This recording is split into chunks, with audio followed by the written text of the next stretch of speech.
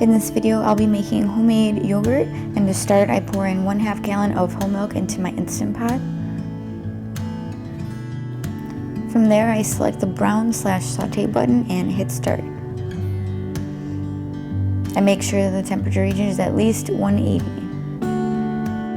As you can see with the bubbles, it's important to get it hot enough but not boiling.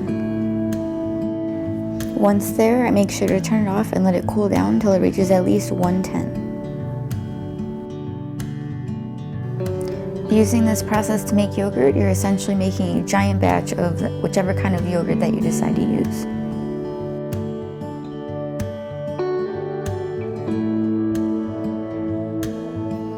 For this, you can use any kind of yogurt you like. I chose to use the Chobani brand. One of the most important parts of this process is to make sure that the yogurt does have live and active cultures in it, otherwise it won't work. Something to keep in mind is it should be at room temperature, so I went ahead and set my tablespoon aside. Allowing the milk to cool off before you add in the yogurt helps to ensure that the heat doesn't kill off any of the live cultures or bacteria. I found that mixing it just a little bit before adding it in helps it to incorporate into the milk better. Typically, I would add about 2 tablespoons for a whole gallon of milk, so here I'm going to do 1 tablespoon for a 1/2 gallon. While I had been learning this recipe, I had heard or read somewhere that it is advised not to use a metal spoon to mix the yogurt, so I went ahead and switched over to a wooden spoon.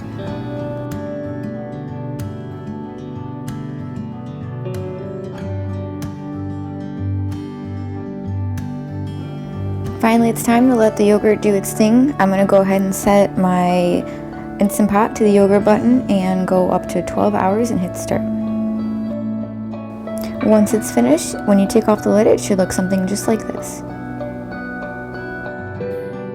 With this last step, I'm going to strain it out with some cheesecloth and to help separate the whey from the yogurt.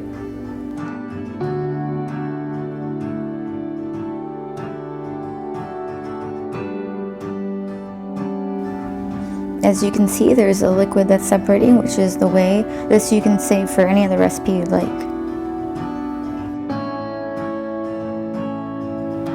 If you don't have any cheesecloth for this, that is perfectly fine. As long as it's mesh, you can use pretty much any strainer that you have on hand.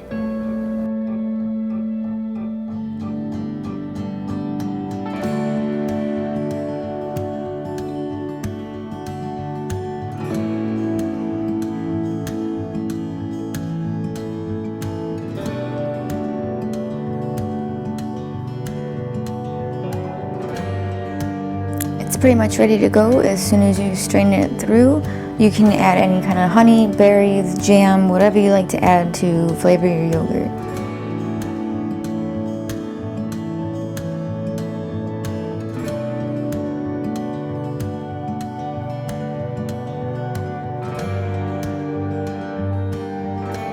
It's perfectly fine to eat just as is, or if you want it a bit chilled, you can toss it in the fridge for at least a couple hours. And there you have it, a whole batch of yogurt. You can use it in any kind of recipe or on top of anything you'd like.